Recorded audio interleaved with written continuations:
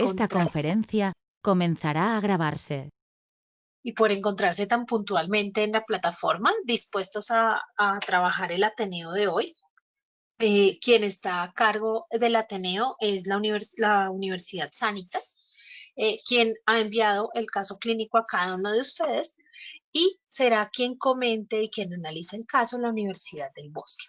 Sin embargo, las demás residentes de las universidades que se encuentran aquí, pues entonces vamos a dar también la oportunidad que tengan un análisis de caso en el momento en que lo vayamos a hablar. Con Sergio y con Luisa digamos que habíamos organizado esto, así como con William y con Diego. Pues como todos ustedes saben, la Regional Bogotá de la Sociedad Colombiana de Pediatría siempre está comprometida con la infancia y con el desarrollo de la pediatría. Y pues la junta que está en este momento, en la que me encuentro en este momento y quien la lidera, el doctor Ernesto Durán, pues les da la bienvenida a todos ustedes y realmente, digamos que es un espacio muy interesante porque tenemos la oportunidad de analizar, de compartir y sobre todo de aprender todos en conjunto. Recordemos, pues para recordarles y también para invitarlos que nuestra misión siempre será, pues es promover el desarrollo tanto personal como profesional, así como la cualificación del ejercicio de la pediatría a través del trabajo del derecho a la salud, la mejoría de la calidad de vida de los niños, niñas y adolescentes.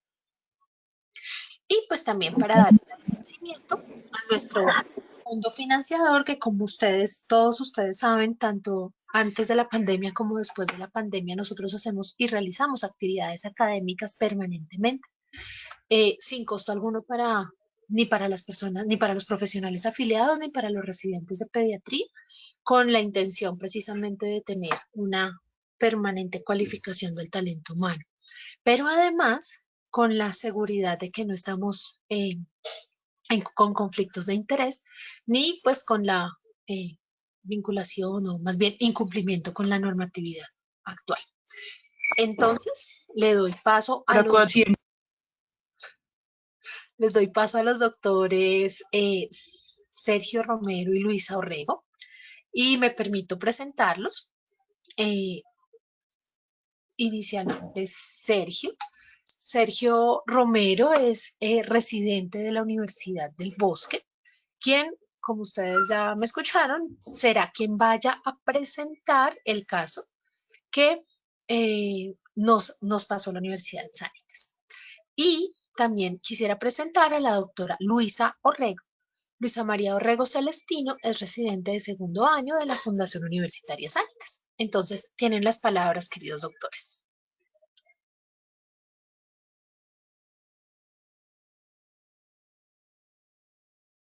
Hola, muy buenas tardes.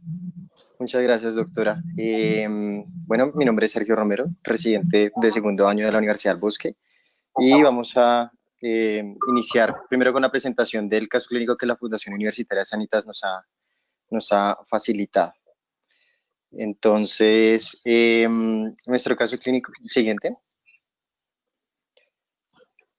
Nuestro caso clínico se trata de un paciente de sexo masculino, de 4 años, 4 años, 1 mes y 22 días de vida, procedente de Mosquera, Cundinamarca, el cual ingresa a la institución en la cual fue valorado por los residentes de las Sanitas el 4 de abril del 2020. El motivo de consulta fue fiebre. De enfermedad actual tenemos un paciente que en compañía de la madre refiere cuadro clínico de 5 días de evolución, consistente en fiebre cuantificada hasta 38.5 grados Celsius, asociado a tos húmeda, no cianosante. Refería que hace 2 días iniciaba con inyección conjuntival y lesiones puntiformes en base de la lengua, y por esta razón fue valorado por médico domiciliario, quien considera inicio de corticoide inhalado con beclometasona de 50 microgramos por puff y deja un puff cada 12 horas, desloratadina 2.5 cc cada 24 horas, acetaminofén 7 cc cada 6 horas, sin mejoría, por lo cual consulta ese día. De antecedentes tenemos que perinatales nace de 39 semanas en una gestación única, parto por cesárea sin trabajo de parto, sin complicaciones, un peso y una talla adecuados. Patológicos, presentó bronquiolitis al mes de vida, el cual fue manejado con oxígeno y egresó a los 3 días sin oxigenoterapia. Con respecto a farmacológicos, quirúrgicos, toxicoalérgicos, pues aparentemente están negativos. Inmunizaciones, tiene todo su plan ampliado de inmunizaciones completo para la edad. Y con respecto a los psicosociales, vive con los padres, el papá es ingeniero civil, la madre es contadora, la hermana tiene 6 años, viven en Mosquera, el paciente asiste al jardín, pero pues por el momento debe ser pues por motivos de la pandemia pues no se encuentra asistiendo. Con respecto a los exposicionales, nos mencionan importante que la hermana presentaba enfermedad de mano, pie, boca hace una semana. De resto, nada más con respecto a los antecedentes. Con respecto al examen físico inicial, tenemos un paciente eutrófico, tiene peso, talla e índices antropométricos que se encuentran dentro de límites normales. Tal vez la talla se encuentra en riesgo de talla baja sin ninguna otra anormalidad. Y los signos vitales al ingreso, se encuentra que el paciente presenta una tensión arterial de 105/60, que para su talla y para la edad estaría entre percentil 90, frecuencia cardíaca de 138, evidentemente taquicárdico, frecuencia respiratoria de 28, con una temperatura de 37.9 grados Celsius y una oximetría de pulso al ambiente de 88%. Siguiente. Con respecto al estado general, es un paciente que se encuentra en aceptables condiciones generales, pero está alerta, está hidratado, presenta escleras hipercrómicas con secreción conjuntival en ojo derecho, con una mucosa oral semihúmeda y múltiples placas, describen placas blanquecinas en labios. El tórax presentaba movilización de secreciones en ambos campos pulmonares y el resto de examen físico por sistemas, pues aparentemente no presenta alteraciones. Siguiente. Con respecto a esto, nos brindan un hemograma inicial. Es importante destacar que el paciente consultó el 4 y este hemograma que nos brindan inicial no es de esa fecha, es del 2, pues que ya corrigiendo con mis compañeros de las sanitas, no es del 2 de julio, no es 2/07 como nos lo brindaron en el caso, sino es 2 de abril del 2020, o sea, fue 2 días antes de la consulta a urgencias, en la cual pues se evidencia una leve leucocitosis, sin neutrofilia, sin linfocitosis, sin linfopenia, leve monocitosis, 1150, hemoglobina y hematocrito adecuados y plaquetas 472.000, las cuales se encuentran dentro de límites normales. Con esto deciden iniciar oxígeno suplementario por cánula nasal convencional, envían fórmula magistral para las lesiones orales, inician esquema de crisis con beta-2 inhalado y con corticoide inhalado y el acetaminofén según fiebre. Al día siguiente de esa valoración, que es el 5, el paciente, la mamá comenta que persiste febril, persiste con dificultad para la alimentación, pero diuresis y deposición se encuentran positivas. Deciden entonces, pues nos muestran otro examen físico de no antropometría normal con signos vitales que se encuentran dentro de límites normales, con excepción de la frecuencia cardíaca que persiste con taquicardia, 120 latidos por minuto para 4 años, y una oximetría de pulso de 96% con cánula nasal a 1 litro por minuto. En el examen físico por sistemas, comentan que presenta cialorrea, una halo eritematoso en boca, con descamación blanquecina, húmeda, una lengua geográfica con una orofaringe que no es posible evaluar por dolor, y un cuello con adenopatías que son unilaterales, son derechas, de 1 centímetro, no dolorosas. En tórax persiste con hallazgos auscultatorios, con roncos ocasionales, y en piel ya se evidencia piel con placas eritematosas, violáceas en región del tórax, que presenta 2, en región escapular 1 y eritema perianal. Con esto nos brindan los siguientes paraclínicos. Tenemos un hemograma que ese sí es de ese día, en el cual se evidencia neutrófilos, leucocitos y neutrófilos que van pues a la baja, linfocitos de igual forma, se encuentran uno en el 50% y otro en el 38%, con linfocitos atípicos, un 4% de linfocitos atípicos, y plaquetas 522.000, pues una evidente trombocitosis, con una hemoglobina y un hematocrito que se encuentran normales para la edad, no representan anemia para la edad. Electrolitos que se encuentran también normales, una creatinina y un BUN para la edad y para su talla que también se encuentran normales, una PCR positiva 83.9, una LDH que se encuentra ligeramente elevada 237, función hepática con ALAT y ASAT normales y una radiografía de tórax, la cual nos brindan la radiografía lateral, en la cual la descripción de la radiografía comenta que tiene una morfología de la sileta cardiaórtica que está normal, con un mediastino normal, tráquea central, engrosamiento de manguitos peribronquiales en los cilios pulmonares, pero no representa ningún compromiso neumónico ni derrame pleural, leves signos de atrapamiento de aire que también los podemos evaluar en la lateral con el diámetro anteroposterior, y de resto sin ninguna otra aparente alteración. Con esto deciden solicitar ecocardiograma y uranálisis, los cuales el ecocardiograma aparentemente está normal, pero cabe resaltar que no se pudieron evaluar todos los segmentos porque presentó mala ventana por llanto del paciente, o sea, no es un ecocardiograma que es 100% confiable. Y un neuroanálisis en el cual se evidencia una piuria evidente con leucocitos en 500, nitritos positivos, lo que haría pensar que pues por la sensibilidad y la especificidad sumadas de la esterasa leucocitaria junto con los nitritos, sin contar las bacterias pues, que tienen alta probabilidad de infección urinaria o al menos un proceso inflamatorio del tracto urinario inferior.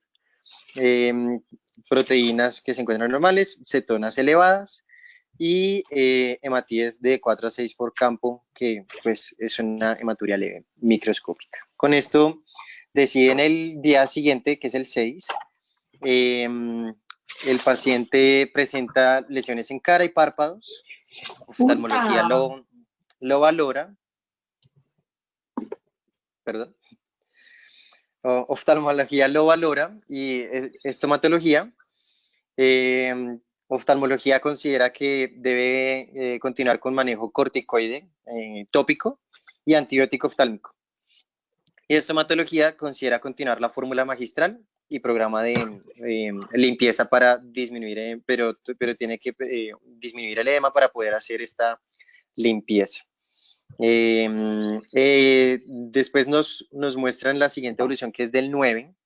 El paciente ya lleva 5 días hospitalizado, en el cual comentan que el paciente persiste con picos febriles, aumenta el requerimiento de FiO2 por cánula, presenta signos de dificultad respiratoria, toman una radiografía en la cual no se evidencia cambios significativos con respecto a la radiografía anterior, y en el contexto del síndrome febril, dificultad, deciden tomar PCR para SARS-CoV-2 y IgM y IgG para micoplasma, comentan con infecto dice iniciar claritromicina para completar 10 días y ya.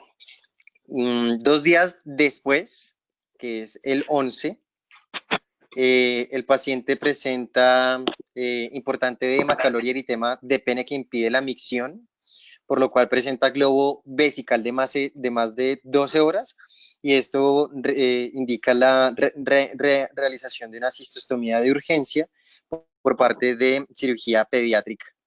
Posteriormente presenta diuresis por sonda, la cual es hematúrica, pero pues puede ser asociada al procedimiento. Continúa con las lesiones en piel, no presenta deterioro neurológico, no presenta deterioro respiratorio o al menos comentado. Dermatología pues se encontraba pendiente y se continúa el manejo con el macrolio. Nos brindan la foto incluso de lo que pues creemos que es la cistostomía, porque se ve el sitio el de inserción junto con las gasas. Y el 15, siguiente, devuélvete antes, una antes, Diego. El 15, perdón, esto no es del 11, sino del 15. El 15 ya tenemos el reporte del micoplasma IgG, el cual pues positivo. La PCR para SARS-CoV-2 y la IgM para micoplasma se encuentran pendientes, pero ese día ya el paciente presenta, pues ya se encuentra bien, sin dificultad respiratoria, sin oxígeno suplementario, tolerando la vía oral, persiste con diuresis por sonda, porque intentaron hacer prueba con micción espontánea con el clampeo de la sonda, pero no es efectiva. Se habla con la mamá y se dice que sí se puede continuar manejo ambulatorio con la cistostomía y el retiro de igual forma ambulatorio, y deciden dar egreso. Después, 15 días, 10 días después aproximadamente, lo valoran ambulatoriamente, logran cierre de sonda de cistostomía y programan el retiro de la cistostomía al día siguiente. Y ese es el caso clínico que nos brinda la Fundación Universitaria Sanitas. Entonces, si fuera posible, de cada universidad, ¿qué impresión diagnóstica tienen? ¿Qué estudios adicionales les solicitaría para apoyar este diagnóstico? ¿Algún voluntario?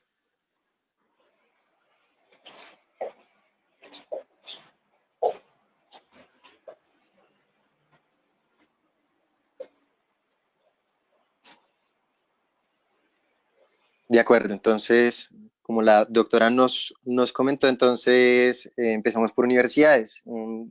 ¿Hay alguien de la... Sí? Natalia Romero de la FUCS. No sé, por el cuadro clínico me alcancé a conectar un poco tarde, pero me lo mandaron. Es un niño de 4 años de edad eh, que ingresa por 5 días de fiebre, si no estoy mal, Sí, señora. asociado a, espérame que acá lo tengo. 5 días de fiebre cuantificada en 38.5 grados, asociado a síntomas respiratorios e inyección conjuntival y al parecer la base de la lengua. Entonces, ya pensando solamente por el inicio del cuadro clínico, ya con 5 días de fiebre uno tendría que pensar en otras patologías. Una de las principales que a mí me llamó la atención mirando los paraclínicos y escuchando el caso clínico sería pensar en que puede ser un Kawasaki, ya que tiene 5 días de fiebre, lesiones en la lengua y además tiene inyección conjuntival. Adicionalmente, que en el examen físico encontraron que tenía una adenopatía unilateral, si no estoy mal, no me acuerdo de cuánto era, Sí, de 1 eh, centímetro unilateral derecho. asociado a lesiones en piel y recordemos que pues el exantema el Kawasaki es un exantema que puede ser polimorfo y ya viendo los exámenes clínicos, pues tú puedes volverte un poco, por favor. Tenía trombocitosis, si no estoy mal. Sí, sí, en los paraclínicos, en los últimos. En esos. Recordar que tenía trombocitosis, además que tenía linfocitos atípicos, 4% que realmente no es tan significativo, pero pues igual los tenía presentes, una PCR que estaba elevada y bueno, el albúmina estaba bien y las transaminasas estaban dentro de límites normales, con una LDH que estaba elevada, pero pues no es mayor a 500, pero pues igual hay que tenerlo en cuenta. Entonces, cuenta también esto de los diagnósticos que uno debería pensar. Y lo otro que también hay que pensar también por la edad, hay que pensar que no sea una mononucleosis infecciosa y recordar también que pues como estamos en época de COVID y todo eso, hay que recordar también que el COVID también se puede pensar como un diagnóstico diferencial. No De sé si acuerdo, alguien... muy bien. Pues De en mi acuerdo, doctora, muy bien. inicial. ¿De alguna otra universidad tiene alguna otra opinión? Hola, de los Andes, soy Sara Vargas. Estamos de acuerdo con lo que acaba de decir nuestra compañera previamente. Pensamos igual como uno de los diagnósticos principales en los que uno debería pensar en un síndrome de respuesta inflamatoria multisistémica o un MISC. Es un niño que, pues, es menor claramente de 21 años, tiene 4 años, tiene compromiso cutáneo, respiratorio, tiene compromiso multisistémico en realidad, tiene algunos de los marcadores inflamatorios elevados. Quería preguntar, ¿en este paciente comprobaron exposición a SARS-CoV de alguna forma? No sabría decirte. Es una pregunta que también la tengo formulada para la Universidad Sanitas. Ok, porque sí, también cumplen los criterios de fiebre. Y pues lo que te mencionaba, no sé si de pronto le tomaron adicional una ferritina o un dímero D, una proca o la albúmina, como para poder descartar si se trata en realidad de un MISC. Y pues este paciente hizo cambios en la placa de tórax, entonces sería importante pues planteárselo. Tenemos una albúmina que es de esa misma fecha que también está normal, está en 3.8. Es la única albúmina y no tenemos ni ferritina, ni pro-BNP, ni troponinas. Ve, qué pena, el chiquitino es obeso, ¿verdad? Pues porque recordemos que uno de los principales factores de riesgo es la obesidad y está muy asociado, pero ahí no escuché nada, creo que no era obeso ni nada, ¿verdad? No, tenía índices antropométricos dentro de límites normales. Ok. ¿Alguna otra Buenas universidad tiene alguna? Muy bien. tardes. Mucho gusto, Daniela Medellín, también soy de la Universidad de los Andes y bueno, claramente de acuerdo con lo que acaba de mencionar Sara Vargas, mi compañera. Otra cosa que me parece que podríamos agregar o preguntar, hay que tener en cuenta que para poder hacer el diagnóstico de MISC habría que descartar otras patologías que pudiesen causar con un pues, síndrome de inflamatorio sistémico, como por ejemplo una sepsis bacteriana asociada, digamos, el niño tenía un uroanálisis sugestivo que podría ser sugestivo de infección, sin embargo no vi que tuviese un urocultivo ni tampoco que lo hubiesen hemocultivado. Entonces no sé si también hicieron ese procedimiento, ¿no? Bueno, vamos a ver qué nos dice la Universidad de Sanitas. Hola, buenas tardes. Entonces, ante las preguntas que nos acaban de hacer, pues la PCR para COVID-19 fue reportada negativa y adicionalmente no se le tomó ferritina ni dímero D. Este paciente se realiza urocultivo negativo y hemocultivo negativo a los 5 días de incubación. Esas creo que son las preguntas que hasta el momento se han hecho. Sí, muy bien. Qué pena, me faltó preguntar una cosa, me acabo de acordar, es que también pues me gustaría saber si además de la PCR se le tomó, por ejemplo, alguna serología para COVID, dado que pues incluso pueden presentar el desarrollo, o sea, por haber presentado el COVID semanas antes, precisamente algo muy duro, la infección por COVID. Hola, sí, buenas tardes. Se tomó 2 pruebas de PCR negativas y posteriormente se toman antígenos negativos.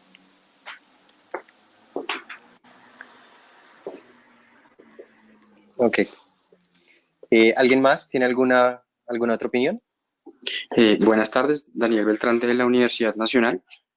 Estoy de acuerdo en que hay que considerar la enfermedad de Kawasaki como un diagnóstico a abordar teniendo en cuenta los días de fiebre, las manifestaciones cutáneas, los cambios que tuvo en mucosa oral y la aproximación paraclínica que tuvo trombocitosis y tuvo leucocituria en el uroanálisis.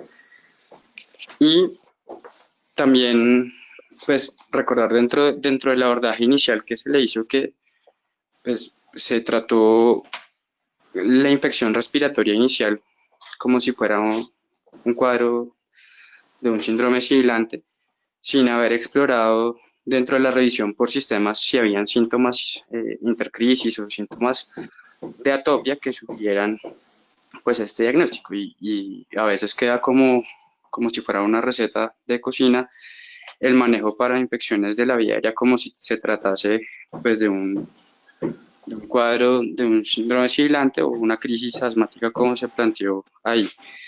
Tampoco me quedó muy claro de dónde llegaron a la conclusión del inicio digamos, del macrolídeo, si bien tenía una inmunoglobulina G positiva escuché, pero habría que ver cómo estaría la inmunoglobulina M, que creo que estaría pendiente.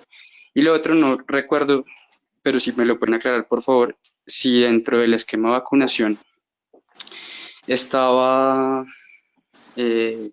pues completo para la edad, incluyendo pues vacunas que Sí, cubrieran sí, sarampión.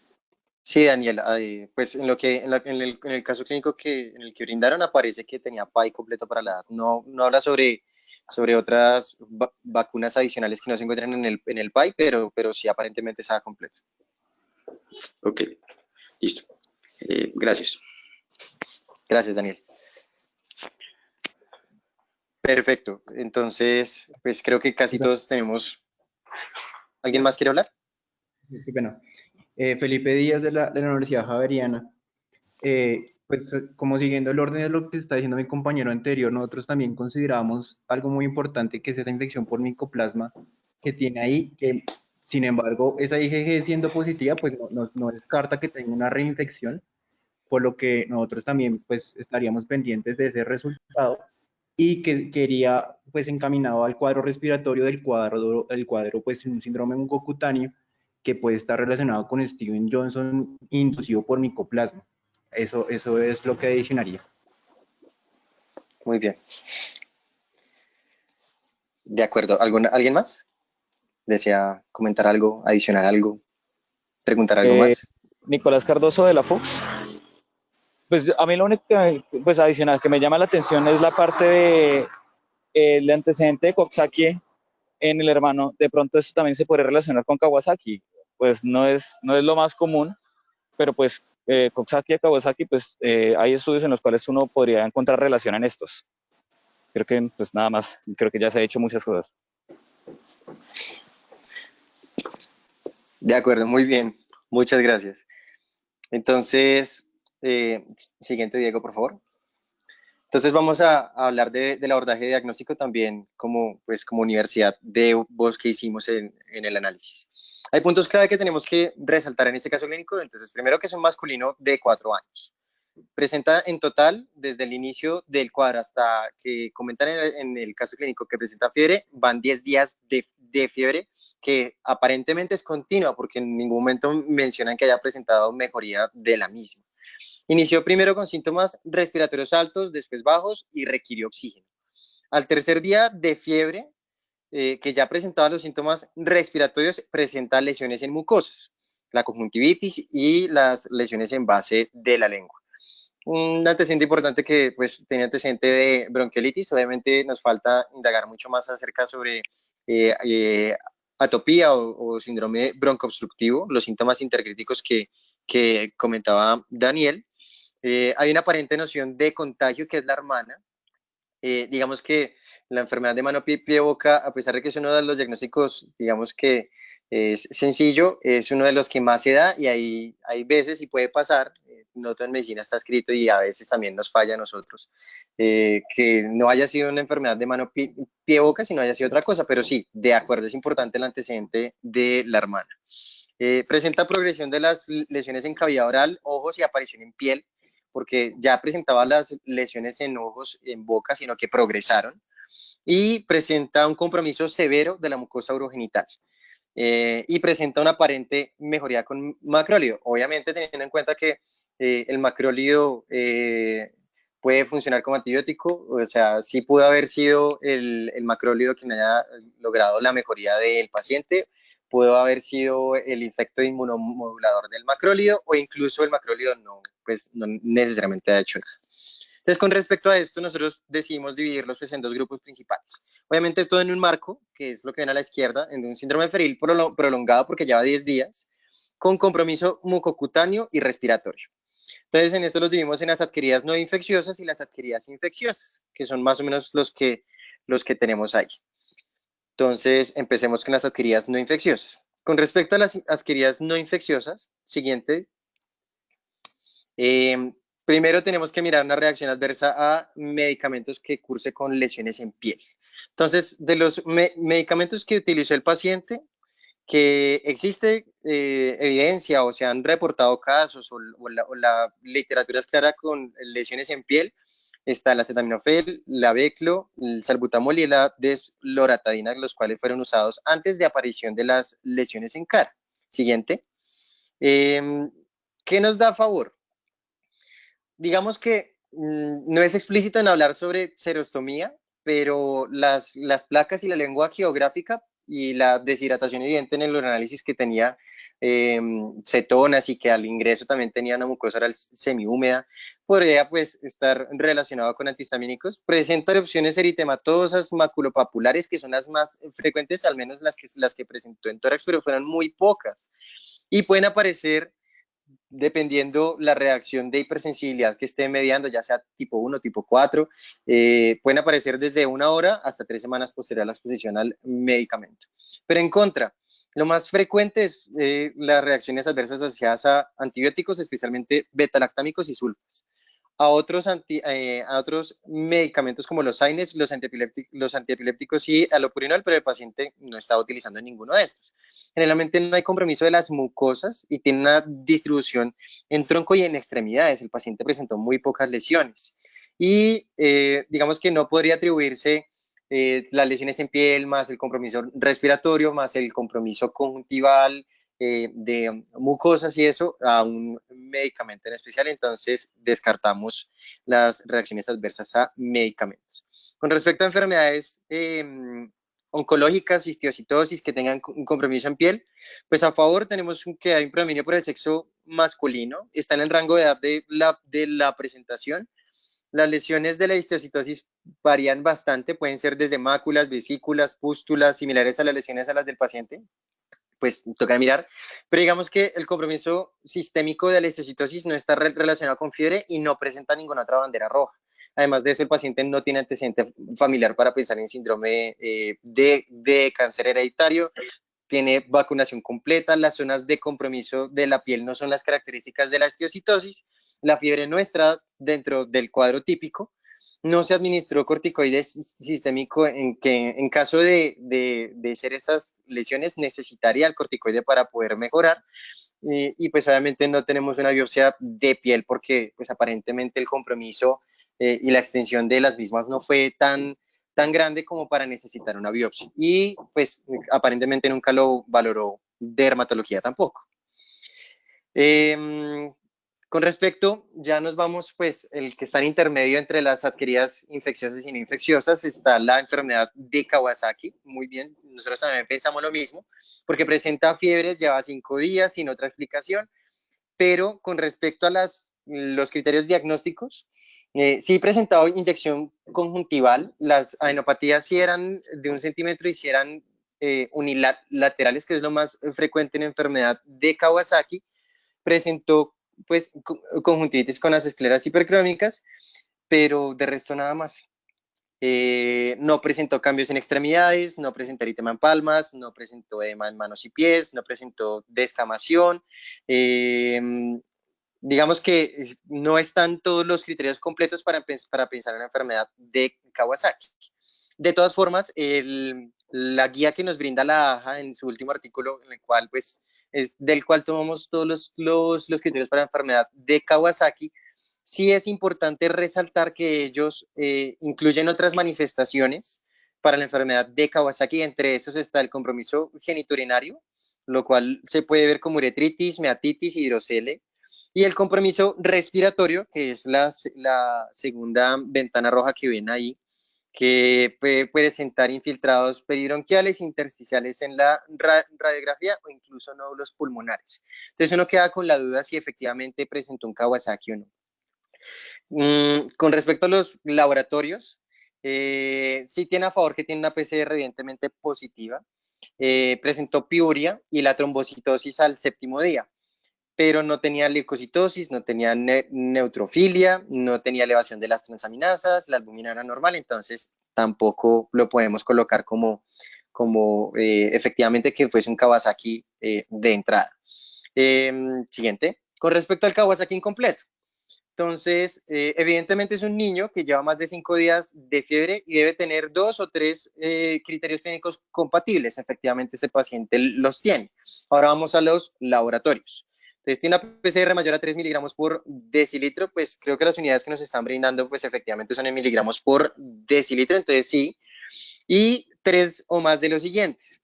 No tiene anemia para la edad, no tiene albúmina menor a 3, no tiene elevación de las transaminasas, no tiene leucocitosis, sí tiene piuria, entonces únicamente de esos 3 cumple 2 criterios. Entonces no nos queda tampoco, al menos por el algoritmo que nos brinda la baja para el diagnóstico de Kawasaki incompleto, tampoco nos lo da. O un ecocardiograma positivo, que los criterios los encuentran a la derecha, en el recuadro amarillo. Pero nos queda la duda. El paciente le volvieron a repetir el ecocardiograma, sí pudieron valorar bien el diámetro de las coronarias, miraron que no tuviese aneurismas, que no tuviese disfunción del ventrículo izquierdo, regurgitación. Digamos que nos queda la duda, necesitaríamos un ecocardiograma para completar nuestro diagnóstico y efectivamente mirar si es un Kawasaki incompleto. Siguiente. Con respecto, ya nos estamos metiendo a las infecciosas, de acuerdo con mis compañeros. Sí toca pensar en un SIMSTAC, el MISC en inglés, un síndrome inflamatorio multisistémico temporalmente asociado a la infección por SARS-CoV-2. De los criterios que tenemos, el consenso de la CIN utiliza los criterios de la OMS. Estos son los criterios de la OMS. Con respecto a los criterios de la OMS, sí cumple el criterio de que tiene 4 años y lleva 10 días de fiebre, entonces sí cumple el primer criterio. Sí tiene erupción cutánea con lesiones orales y la secreción conjuntival. El ecocardiograma nos queda la duda, pero no tiene hipotensión o choque, no tiene disfunción miocárdica aparentemente, no tenemos valores ni de troponina ni de proBNP, entonces tampoco sabemos. Aparentemente no tiene coagulopatía y tampoco presentó problemas gastrointestinales agudos. Entonces ya desde el primer criterio únicamente cumple 1, entonces ya digamos que por criterios OMS no da. Sí tiene una PCR elevada, pero eso ya es el segundo criterio y debería cumplir el primero. Y la PCR para SARS-CoV-2, pues ya nos comentó Luisa que es negativa. De acuerdo con lo que comentaban los Andes, no siempre, únicamente el 30% de los pacientes con SIMSTAC presenta PCR para SARS-CoV-2 positiva, y lo que ayuda es el nexo epidemiológico o una serología, o una IgM o una IgG para SARS-CoV-2 positiva, más no el antígeno, que el antígeno pues no se encuentra elevado posterior a la infección por SARS-CoV-2, que es lo que en el tiempo que más o menos se presenta el SIMSTAC. Siguiente. Por los criterios, Diego, siguiente.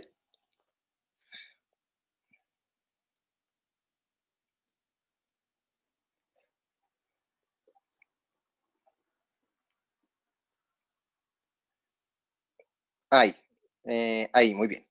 Por los criterios del CDC, que eran los que estaba comentando Sara, de los Andes, si es un individuo menor a 21 años, sí, tiene 4 años, tiene criterios clínicos, 10 días de fiebre, requiere hospitalización y 2 órganos afectados, pulmón, tegumentario y genitourinario.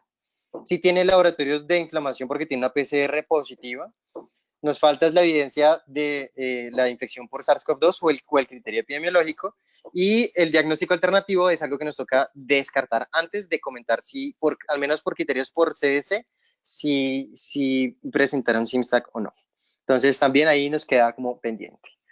De acuerdo con mi compañera de la FUCS, sí toca pensar en un síndrome mononucleósico, porque es un paciente que tiene un síndrome febril prolongado, presenta adenopatías, lesiones en cavidad oral, entonces sí es importante. Tiene a favor que en la prima infección usualmente es entre los 2 y los 4 años, y el cuadro clínico no es tan característico como la enfermedad del beso, característica que en adolescentes y en adultos, pero los síntomas inespecíficos en este rango de edad sí se pueden presentar, entonces sí. Sí tiene fiebre prolongada y sí tiene conjuntivitis bilateral. En contra, el tipo de lesiones que describen, al principio puntiformes, después la lengua geográfica y después las lesiones en placa, al menos en la cavidad, en la orofaringe no fueron valoradas, entonces no sabemos. Sí presentó cialorrea, pero pues uno queda con la duda. Usualmente presenta enopatías generalizadas y no tan localizadas. Se acompaña usualmente, bueno, no usualmente, pero en estos síntomas inespecíficos puede cursar con hepatosplenomegalia. El exantema más generalizado es morbilliforme y se asocia a la administración de penicilina, bueno, en general de beta-lactámicos. Y los linfocitos y el hemograma usualmente se acompaña de linfocitosis y el valor de linfocitos atípicos debe ser mayor al 10%. El paciente presentaba 4 y no presentaba linfocitosis, entonces pues no. Neutropenia y anemia hemolítica no presentó el paciente y tampoco función hepática alterada, entonces pues aparentemente un síndrome mononucleósico por virus de Epstein-Barr, no. Con respecto a lo que nos comentaban del nexo, aparentemente noción epidemiológica de la hermana con enfermedad de mano pie boca. Entonces decidimos agruparlo pues en enfermedad de mano pie boca Coxsackie virus, porque pues también toca hablar de otros enterovirus. A favor, sí tienen aparente noción de contagio, están en el grupo etario, tienen una fiebre baja, las lesiones en piel, las lesiones en boca, junto con el halo eritematoso que nos comentaban posteriormente. Puede asociarse a hiporexia, coriza y tos, que es lo que presentaba el paciente, entonces sí, pero en contra es que el tipo de lesiones que presenta no son características, pues al menos en el paciente. Las lesiones en enfermedad de mano pie boca usualmente son papulares o maculares o maculopapulares, nunca placa y resuelven entre 3 y 4 días. Inicialmente el compromiso es únicamente de la cavidad oral, no presenta fiebre prolongada, no hay reportes de compromiso genitourinario, al menos o que curse con piuria. Las principales complicaciones asociadas, o sea, con compromiso respiratorio son o la hemorragia pulmonar o la insuficiencia cardíaca. Y el paciente pues no tenía, no se choqueó, no estuvo en UCI, no necesitó algo que pues hiciera pensar en una hemorragia pulmonar y tenía un ecocardiograma que al menos insuficiencia cardíaca no demostraba. Entonces, efectivamente no. Siguiente, y esta es la que vemos, las lesiones a la izquierda son las lesiones típicas de la enfermedad de mano pie boca, con el eritema, etcétera, pero las del paciente evidentemente no son lesiones que se produzcan usualmente por la infección por virus de Coxsackie. Entonces, enfermedad de mano pie boca tampoco nos queda claro. Hay enterovirus y hay otros síndromes que pueden ser de origen infeccioso o vacunal, como el síndrome de Janotti-Crosty, en el cual también se presentan lesiones en piel, puede cursar con fiebre, a veces con compromiso respiratorio, y se asocia a la infección principalmente por eso. Las vacunas que ven a la izquierda se han relacionado con este síndrome, y de virus se encuentra adenovirus, Coxsackie, Epstein-Barr, parvovirus, otros enterovirus, y de bacterias el micoplasma también. Entonces, al ver esto, nosotros, pues, obviamente también no podemos descartar de entrada el micoplasma, a pesar de que el cuadro sea tan sistémico. Entonces, siguiente. De todas formas, miramos con el síndrome de Janotti-Crosty qué tenía a favor y qué tenía en contra. A favor, pues el 30% de los pacientes cursan con fiebre baja persistente. Las lesiones pueden afectar la cara, pueden ser hemorrágicas como las que tenía el paciente en cavidad oral. Puede cursar con adenopatías, pero en contra las lesiones son exantemáticas, tiene pápulas de color pardo rojo, cobrizo, planas y firmes. Las lesiones en glúteos son principalmente en glúteos, extremidades, palmas y plantas, y el paciente presentaba una que otra en tórax, y de resto fueron características en boca, en conjuntivas y en región urogenital. Entonces no afecta cuero cabelludo, ni tronco, ni mucosas, y pues no tiene antecedente de vacunación reciente, entonces no. Con respecto al micoplasma, pues es importante tener en cuenta que el micoplasma cursa un amplio espectro de enfermedades. Muchas de ellas son asintomáticas. Las manifestaciones clínicas pues se pueden dividir en dos. Las de vías respiratorias, que son las más comunes, con la neumonía típica, en especial en la edad escolar, o sea, en este niño. Puede presentar rinorrea, eritema leve de la faringe, otalgia, eritema, meningitis bulosa, ainopatías, y pues el paciente presentaba síntomas respiratorios, o sea, evidentemente el paciente estaba cursando con una neumonía típica. De las extrapulmonares son menos frecuentes, pueden ocurrir con manifestaciones respiratorias o de forma independiente, no es necesario.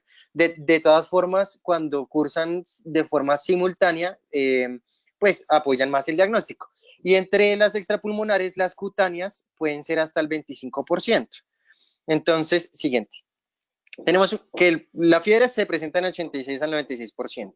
la tos, que puede ser productiva y persistir por meses, la disnea que presenta el paciente, cefalea o dinofagia, auscultación anormal y las manifestaciones extrapulmonares, siguiente, que es el 26%, pues tenemos esta que creo que es a la que se refería mi compañero de la Universidad Javeriana, que es el MIRM, el rash y mucositis inducido por la infección por Mycoplasma pneumoniae, o antes llamado el Steven Johnson por Mycoplasma pneumoniae.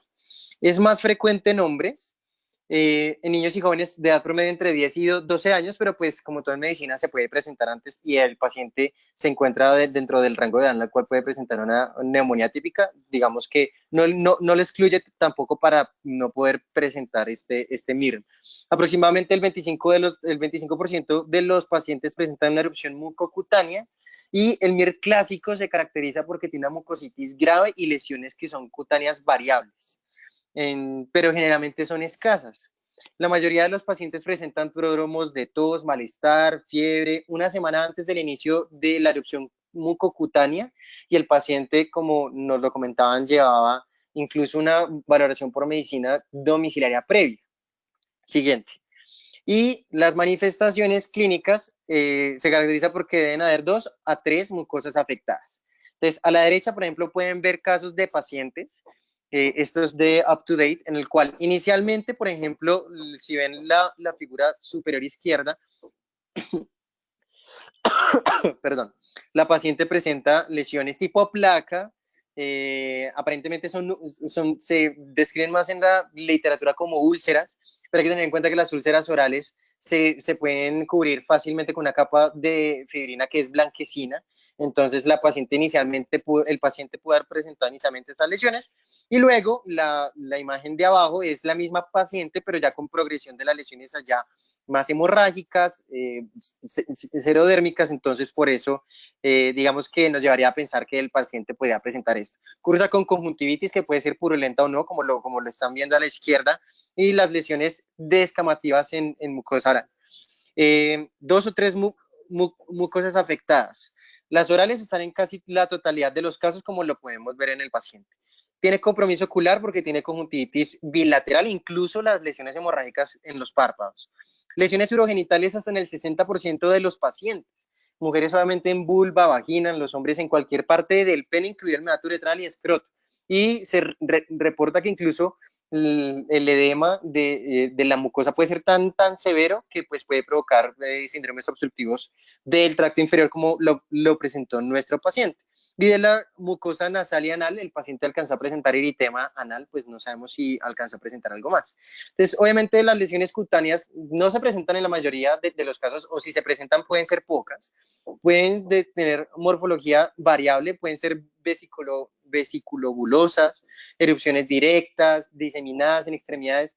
Digamos que no hay un patrón específico, al menos de las lesiones cutáneas, pero sí de las lesiones en mucosas. Siguiente. Y esta es pues es claro que los pacientes que presentan este MIRM presentan conjuntivitis, lesiones orales, lesiones cutáneas y, por ejemplo, de la imagen de la derecha del recuadro inferior izquierdo, pues se observa el compromiso y el edema importante de glande y del meato uretral, pues esto obviamente pues va a llevar a una obstrucción. Siguiente. Encontramos estos criterios de diagnóstico, digamos que no son los propuestos, no hay un consenso específico para hacer el diagnóstico de esto, pero si lo vemos, el cuadro del de arriba está para el de MIRM normal y el de abajo es para MIRM severo. Cumple al menos 2 o 3 criterios de estos, y en este caso, por ejemplo, podemos ver que el paciente presenta prodromos de tos 3 días antes de la aparición de las lesiones mucocutáneas, tiene compromiso de las 3 mucosas, tiene compromiso cutáneo, además de eso tiene criterios de neumonía típica, y el paciente mejora después de recibir macrólidos, entonces digamos que pues esto también apoya el diagnóstico. Digamos que lo que no nos queda claro, y es algo que también mencionaba Daniel de la Nacional, es que únicamente teníamos una IgG para micoplasma positivo. No sabemos el resultado de la IgM. Es importante tener en cuenta que la infección por micoplasma, en teoría, debería hacerse con un FilmArray respiratorio o con una PCR para micoplasma. No sabemos si la tomaron o si efectivamente hay resultado de eso. Y cuando no se tiene disponibilidad de estas pruebas moleculares, debería hacerse la IgM junto con la IgG, porque una sola no nos brinda el diagnóstico y no tiene buena sensibilidad y especificidad como lo hace la serología completa, que sería IgM e IgG. Cultivo no nos ayuda, primero porque pues, es un germen difícil de cultivar, es uno de los que llaman fastidioso, ya que no crece fácilmente en agares. Entonces, pues en este caso es lo que nos hace falta. Entonces, los diagnósticos a descartar, como lo tenemos inicialmente, es la enfermedad de Kawasaki incompleta. El ecocardiograma se volvieron a repetir. Digamos que pues eso es lo que nos faltaría para poder hacer diagnóstico. De SIMSTAC, no por criterios OMS, sino por criterios CDC.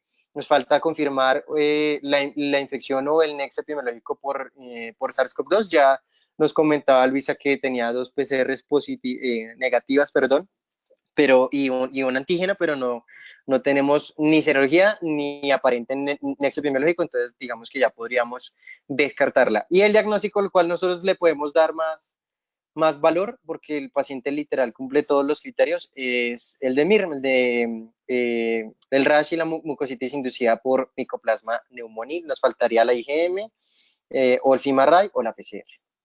Y eso es todo.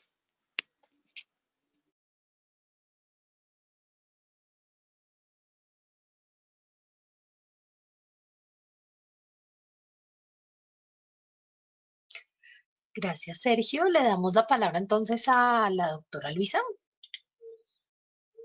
Doctora, buenas tardes, ¿me podría dejar compartir? Gracias. Ok, Sandra, porfa, ayúdanos a que Luisa Orrego sea quien vaya a presentar.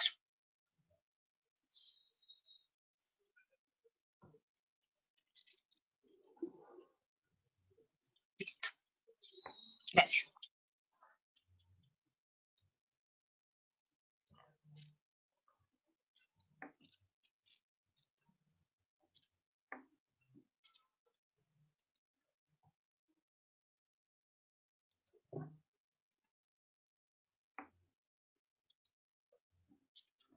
Bueno, buenas tardes. Entonces, mi nombre es Luisa María Orrego Celestino, soy residente de segundo año de la Fundación Universitaria Sanitas. De antemano, en nombre de mis compañeros, pues agradecemos a todos ustedes por estar acá, a la Sociedad Colombiana de Pediatría, a los residentes del Bosque por el desarrollo que le dieron, y hemos preparado la siguiente presentación para el desenlace del caso clínico y la profundización del tema.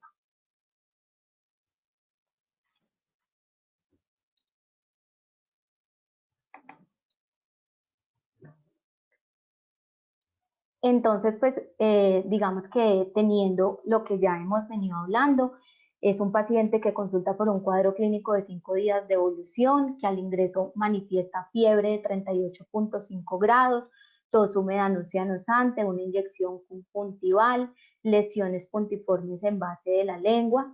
Los únicos antecedentes referidos, una bronquiolitis al primer mes de vida y una hermana con una enfermedad de mano-boca una semana antes de que el paciente empezara con las manifestaciones clínicas. Al examen físico realizado al ingreso a la clínica donde fue atendido, este paciente presentaba fiebre, desaturación, unas placas blanquecinas en la región oral, una adenopatía de 1 centímetro aproximadamente, localizada en región cervical, no dolorosa, y asociado presentaba la presencia de roncos bilaterales que motivaron a la realización de estudios de extensión. Dentro de los laboratorios que se le realizaron a este paciente, entonces vamos a hablar de los, digamos, como más importantes: un hemograma con hallazgo de trombocitosis, una PSR francamente positiva y una radiografía de tórax que mostraba unos engrosamientos peribronquiales en los hilos pulmonares. Sin embargo, hay que tener en cuenta que no se encontraban focos, digamos, de consolidaciones neumónicas o adicionalmente presencia de derrame pleural. Este paciente, según la evolución, entonces tenemos que tuvo 2 compromisos: un compromiso respiratorio en el que adicionalmente a los picos febriles, este paciente requirió oxígeno con aumento de estos requerimientos por cánula nasal, signos de dificultad respiratoria dado por tirajes intercostales y una radiografía de tórax de control que se le realizó por este aumento de los requerimientos de oxígeno, el cual se encontraba dentro, digamos, de los parámetros que habíamos visto en la primera radiografía que mostró Sergio. Con respecto al compromiso de piel y mucosas, tenemos que evolucionan las lesiones a unas placas eritematosas violáceas en región de tórax y en región escapular, asociada a lesiones en región, digamos, genital y eritema perianal. Adicionalmente, tenemos halos eritematosos en boca con descamación blanquecina húmeda. Fue muy difícil la valoración de este paciente, puesto que por las lesiones que tenía, el dolor limitaba la visualización de la orofaringe. Sin embargo, tenemos que tenía una lengua geográfica como único hallazgo. Entonces, el ejercicio que nosotros realizamos con este paciente fue determinar el compromiso de un síndrome febril con compromiso en piel, mucosas y respiratoria. Conforme con ello, clasificamos las posibilidades diagnósticas de este paciente, donde estaba la enfermedad de Kawasaki, enfermedad de mano-pie-boca, el péntigo paraneoplásico, el compromiso en mucosas con el Stevens-Johnson, gingivoestomatitis herpética, el compromiso respiratorio que ya narramos con una neumonía típica y en el contexto actual de la pandemia, infección por SARS-CoV-2. Entonces, con estas patologías que ya planteamos, empezamos a descartar las posibilidades diagnósticas de este paciente. Entonces, la primera que hablamos en el momento de atención fue la posibilidad de presentar una enfermedad de Kawasaki, como ustedes lo nombraron inicialmente. Sin embargo, lo que nos llamaba la atención de este paciente es que los criterios que dan para enfermedad de Kawasaki completa, el paciente no los cumplía. Y cuando hablamos de enfermedad de Kawasaki incompleta, pues tenemos que nos da con respecto a la fiebre, los criterios clínicos, la PCR, pero no tenemos digamos, alteraciones en albúmina, en el cuadro hemático con anemia, transaminasas normales, no leucocitos, no hay sedimento. Entonces, es por ello que nosotros, adicionalmente con el ecocardiograma, que es normal, y la evolución de las lesiones de la piel, que como sabemos en enfermedad de Kawasaki se caracterizan por un exantema polimorfo, que no eran, digamos, como las lesiones cutáneas que presentó este paciente, consideramos descartar esta patología buscando otras posibilidades diagnósticas. La segunda patología, entonces por el antecedente de su hermana, miramos la posibilidad de una enfermedad mano-pie-boca para, digamos, no extendernos mucho en aras de que pues, la Universidad del Bosque ya amplió todo esto, es tener en cuenta que este paciente no presentaba los síntomas que presentaba, son síntomas que ya comprometían el sistema respiratorio inferior y normalmente la enfermedad mano-pie-boca se caracteriza porque si estos pacientes presentan síntomas altos, lo que van a hacer, digamos, no es requerir oxígeno, sino que pueden presentar únicamente odinofagia, por lo cual la enfermedad mano-pie-boca también fue descartada y por las lesiones que en realidad son úlceras orales como las que podemos ver en la imagen, que nuestro paciente no las presentó. Con respecto a la gingivoestomatitis herpética, entonces tenemos que este cuadro se correlaciona con la presencia de unas úlceras orales que el paciente no presentaba específicamente, y cuando hablamos de gingivoestomatitis herpética normalmente hablamos en pacientes que no están inmunocomprometidos, de cuadros que son más autolimitados y que no presentan este tipo de compromiso tan sistémico como lo presentó el niño. De igual manera, sabemos que en los pacientes que se encuentran inmunocomprometidos, lo que se van a asociar cuando se presentan compromisos adicionales van a ser la posibilidad de generarse adicionalmente una encefalitis herpética, que pues este paciente no tenía alteración del estado de conciencia ni ninguna otra manifestación neurológica que nos hiciera pensar en este compromiso, por lo cual también descartamos la gingivoestomatitis herpética.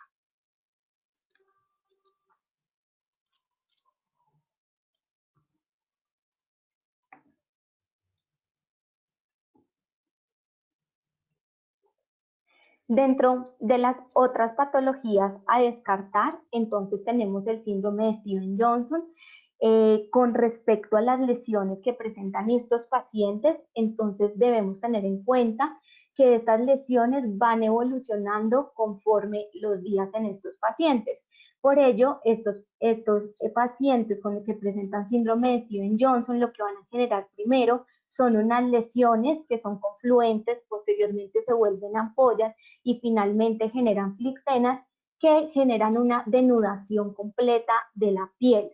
Tenemos, como lo presentamos en estas imágenes, que este paciente presenta denudación de la piel, lo cual nosotros no visualizamos en el cuadro que presentaba este paciente. Que sí tenemos es que tenía el compromiso a nivel de mucosas, a nivel ocular y sistémico, pero digamos en las clasificaciones de los trastornos ampollosos se está tratando de establecer más el consumo de un fármaco para síndrome de Stevens-Johnson, que como ya vimos en los antecedentes, el paciente no había tomado ningún medicamento que se relacione con este síndrome, por lo cual también digamos que descartamos este. Con respecto a infección por COVID-19, entonces tener en cuenta las lesiones secundarias que se presentan, vamos a mirar las lesiones que se han descrito hasta el momento para infección por COVID-19. Entonces, en esta imagen tenemos las lesiones más frecuentes, que son la presencia de un exantema morbiliforme. En realidad, vemos que el paciente no tenía porque es un exantema que es de predominio en tronco y que es muy autolimitado y resuelve prontamente. Las segundas lesiones descritas entonces van a ser la presencia de eritemas y abones, que van a ser en realidad una manifestación inespecífica de las infecciones por COVID-19. En tercera instancia, que tenemos acá, son unas lesiones eritematosas que son violáceas y que en realidad, pues como vemos en las imágenes que tenemos, no se correlacionan con los síntomas actuales del paciente. Entonces, ¿qué tenemos a favor de una infección por COVID-19? Los síntomas generales, la presencia de fiebre, la inyección conjuntival y pues el compromiso que se puede presentar. Pero lo que se nos va en contra de esto, pues van a ser que las lesiones que tenemos cutáneas, como las acabo de describir, no son las que mostraba nuestro paciente y adicionalmente, como ya habíamos comentado, tenía 2 PCR negativas. Adicionalmente, aprovechamos, digamos, acá para hacer el análisis del SIMSTAG, en el que por criterios de OMS, que como decía Sergio, son los que actualmente la Sociedad de Infectología está usando para estos pacientes en Colombia, pues tenemos que únicamente cumplía de los criterios, aparte de la fiebre que debía cumplir, el rash, pero no presentaba síntomas gastrointestinales, el ecocardiograma era normal, otros marcadores como tiempos no estaban alterados, por lo que por eso, asociado con la PCR negativa, sin contacto, digamos, estrecho positivo, también se descartó el SIMSTAG.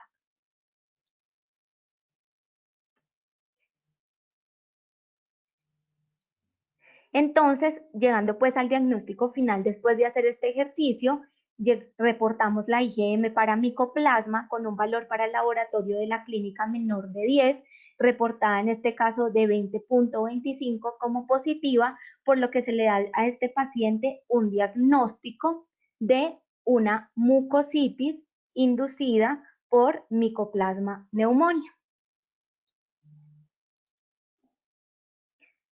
Con respecto a la enfermedad, entonces vamos a hacer la profundización del tema, vamos a hablar algo de introducción, de epidemiología, de patogénesis, diagnóstico y unos mensajes para llevar a la casa, que es lo que idealmente pues queremos de todas estas actividades.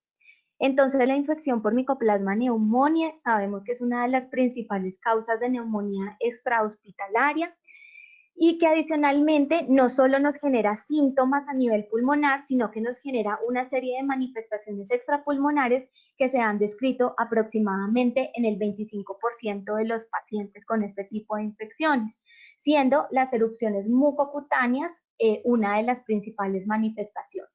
El término de mucositis inducida por Mycoplasma pneumoniae o erupción, que también se le dice, es un término que se acuñó desde el año 2015 para distinguir estas enfermedades mucocutáneas asociadas por Mycoplasma pneumoniae del espectro del Stevens-Johnson, de la necrólisis epidérmica tóxica, del eritema multiforme. teniendo en cuenta que se caracteriza por lo general por tener una afectación cutánea escasa, incluso ausente en algunos pacientes, en comparación con los otros síndromes, y que tiene una fisiopatología distinta asociada a un curso más leve de la enfermedad y un pronóstico generalmente mejor de los pacientes.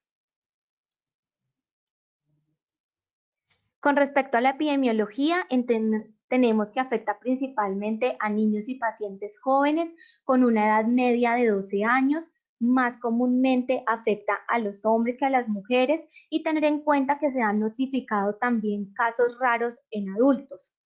Ocurre con mayor frecuencia durante el invierno y, como sabemos, hay una transmisión que se genera por contacto con personal cercano, especialmente dentro de los hogares. Hay una transmisión que se produce a través de goticas respiratorias, y el periodo de incubación es un periodo que en realidad tiende a ser largo, puede ser hasta de 4 semanas, con un estado de portador asintomático durante las semanas posteriores a la infección.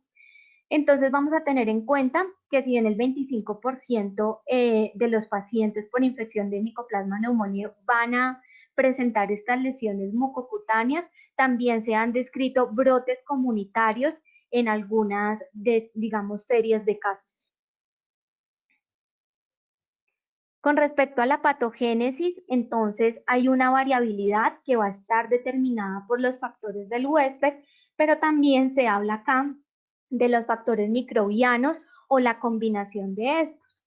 Se desconoce una patogenia exacta de las erupciones mucocutáneas inducidas por micoplasma, pero se establecen dos mecanismos principales. Un mecanismo indirecto, que es el más comúnmente aceptado en las sociedades científicas, en el que se establece que existe una respuesta inmunitaria que se desencadena por una infección distante que daña los tejidos. Existe adicionalmente una proliferación de células B policlonales que genera unos anticuerpos que lo que van a provocar es daño en la piel a través de la, disposición de inmunocomplejos y la activación del complemento. Adicionalmente tenemos un mimetismo molecular por un P1 de Mycoplasma pneumoniae y los antígenos de queratinocitos que pueden contribuir a esta vía. El otro mecanismo que nosotros tenemos es el directo. Acá tenemos que las bacterias están presentes, que se encuentran presentes, generan daños en sitios mucocutáneos liberando citocinas proinflamatorias. Hay que tener en cuenta que el Mycoplasma pneumoniae no tiene la capacidad de infectar, de dañar el epitelio de células escamosas, por lo que mediante este mecanismo directo que acabamos de hablar, necesitaríamos una diseminación hematógena desde el tracto respiratorio a la piel para causar la infección directa. En este mecanismo también se encuentran estudios actuales en el que se han establecido ciertas cepas de Mycoplasma pneumoniae para ser más propensas de que estos pacientes nos vayan a desarrollar esta mucositis inducida por micoplasma. Entonces, ¿cuáles son las manifestaciones clínicas? Estos pacientes van a presentar unos síntomas prodrómicos que van a estar caracterizados por tos, malestar, fiebre. Estos pacientes van a estar hiporéxicos una semana antes del desarrollo posterior de los síntomas, y estos pacientes, digamos que francamente se van a confundir con cualquier cuadro viral que se presenta en nuestra población pediátrica. Ya, instaurados estos síntomas prodrómicos, una semana después de que inician estos síntomas, entonces se genera esta mucositis grave con la presencia de lesiones cutáneas que, como ya lo hemos venido repitiendo, pues pueden ser lesiones que son escasas, incluso ausentes, pero ya más adelante vamos a ver cuándo se pueden presentar con ciertos grados de severidad.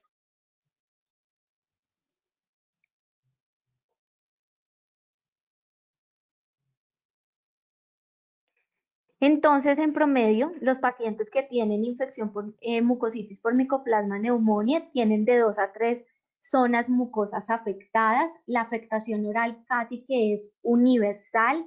Estos pacientes presentan costras hemorrágicas localizadas en los labios con una presencia de erosiones en la lengua y la mucosa bucal. También se pueden presentar en estas regiones, en la región oral, unas úlceras o erosiones orales aisladas, pero digamos que este tipo son las menos frecuentes. Con respecto a la afectación ocular, tienden a presentar una conjuntivitis bilateral purulenta, que también puede estar asociada a que estos pacientes refieran fotofobia y edema palpebral. Con respecto a las lesiones urogenitales, entonces puede haber compromiso de vagina, de pene, adicionalmente de meato y también de escroto. Y las menos frecuentes son la presencia de lesiones en la mucosa nasal y en la mucosa anal, pero digamos que esto nos motiva a que todos estos pacientes nosotros debamos ser muy exhaustivos en la realización de un adecuado examen clínico.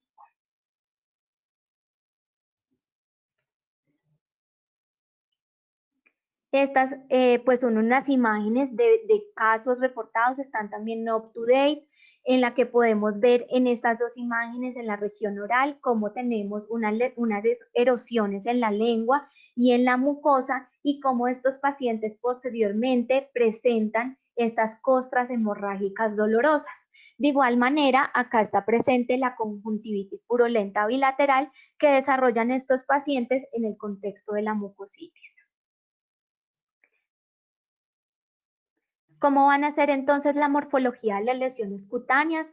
Como ya se había hablado un poco, estas lesiones van a variar. Sin embargo, se estima que en el 80% de los pacientes las lesiones van a ser de tipo vesículo-bulosas. Sin embargo, se han descrito otro tipo de lesiones como son las erupciones directas, papulares, morbilliformes, transitorias maculares y unas que son denominadas anulares serpiginosas. Estas lesiones normalmente no son diseminadas, se localizan principalmente en las extremidades y en el tronco y normalmente no tienden a afectar la cara de los pacientes. En raras ocasiones lo que nosotros podemos tener es que se presenten otro tipo de afectaciones cutáneas extensas como son las lesiones dianaclásicas acrales, el desprendimiento epidérmico, pero como sabemos este tipo de lesiones que ya son extensas y cambian de estas morfologías que hemos mencionado inicialmente, entonces nos invitan a buscar otros diagnósticos diferenciales que ya pues vamos a hablar de ellos.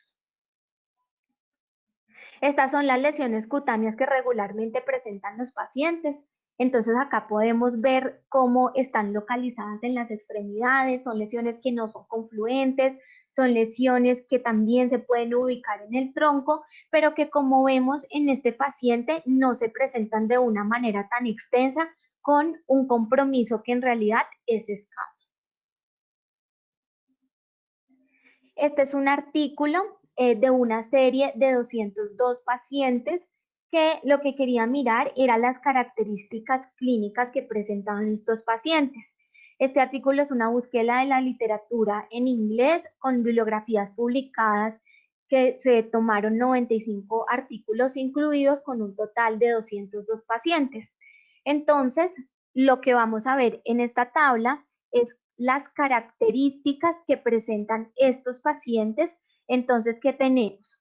Que la principal morfología es la presencia de unas lesiones cutáneas vesiculobulosas, que en el caso de esta serie fue en el 77%.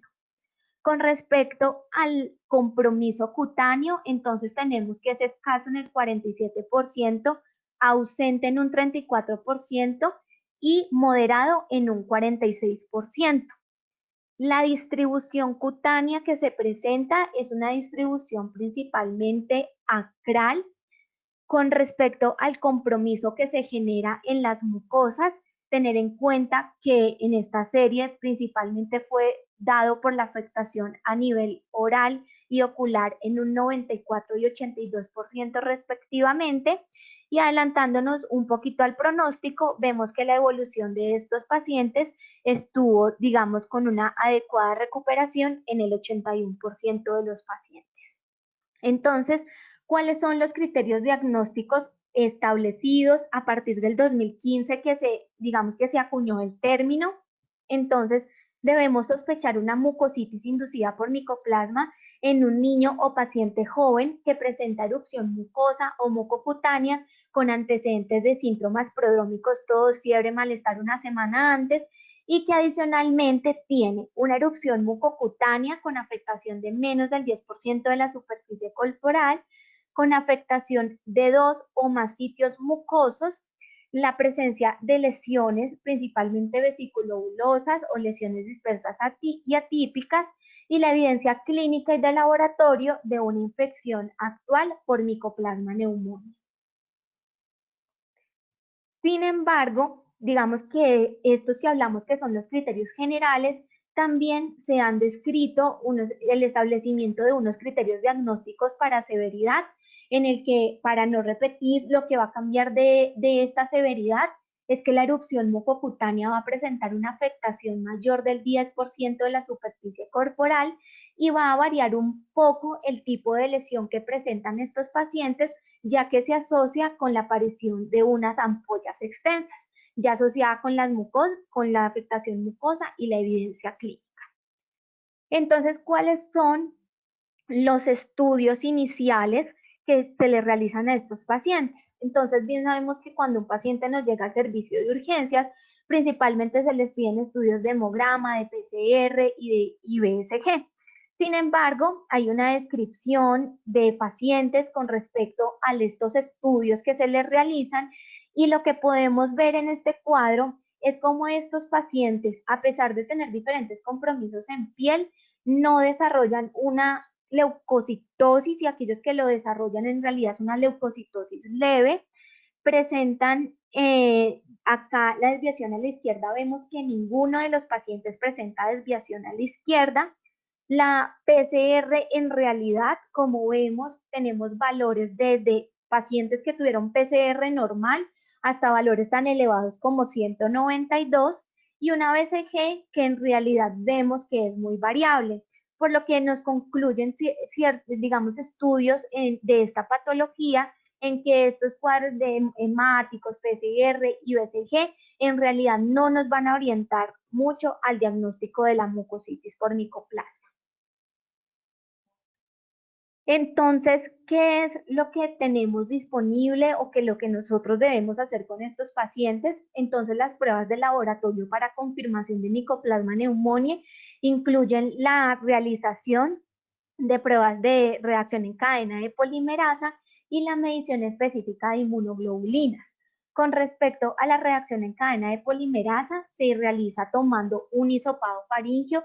Es una prueba sensible y específica, pero tenemos, digamos, acá una limitación, y es que esta prueba puede permanecer positiva hasta 4 meses después de la infección, por lo que si nosotros se la solicitamos a un paciente, esta prueba va a llegar, digamos, positiva, pero puede haber sido de una infección pasada y nos puede confundir un poco en el diagnóstico de estos pacientes.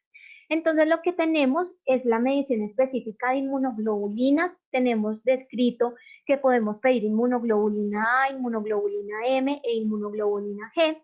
Lo que tenemos con estas inmunoglobulinas con respecto a la M es que se describe que aumenta desde los 7 a 9 días después de iniciada la infección y alcanzan su máximo aproximadamente hacia las 3 semanas de iniciado. Y con respecto a la inmunoglobulina G, tenemos que comienzan a aumentar su punto máximo aproximadamente 2 semanas después de que los títulos de IgM se elevaron, y persiste positiva durante varios meses. Este artículo mostraba cómo los pacientes con sospecha de mucositis por Mycoplasma pneumoniae se les solicitaban inmunoglobulinas y se miraron cómo se correlacionaban con respecto a los días de infección. Entonces, lo que podemos ver acá es que estos pacientes se les tomaron inmunoglobulinas A, M y G con los valores normales para laboratorio, y vemos que la inmunoglobulina M en el día 2 ya presentaba algo de aumento, pero en realidad pues no es muy claro, pero sí hacia el 9º día de los síntomas estos pacientes podían aproximadamente quintuplicar los valores.